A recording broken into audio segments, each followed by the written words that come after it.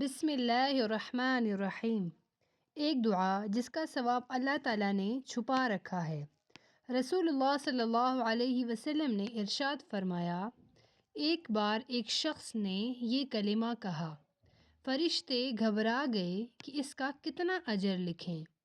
یا ربی لک الحمد کما ینبغی لجلال وجہک وعظیم سلطانک۔ فرشتے گھبرا گئے کہ اس کا کتنا اجر لکھیں۔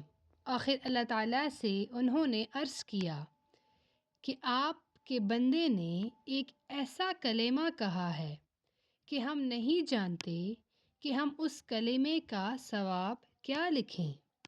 پروردگار نے باوجود جاننے کے پوچھا کہ اس نے کیا کہا ہے۔ انہوں نے بیان کیا کہ یہ کلمہ کہا ہے۔ اللہ تعالیٰ نے فرمایا، تم اس مذکورہ کلمے کو اسی طرح لکھ لو، میں اسے اپنی ملاقات کے وقت یعنی قیامت کے دن اس کا اجر خود دے دوں گا۔ سبحان اللہ۔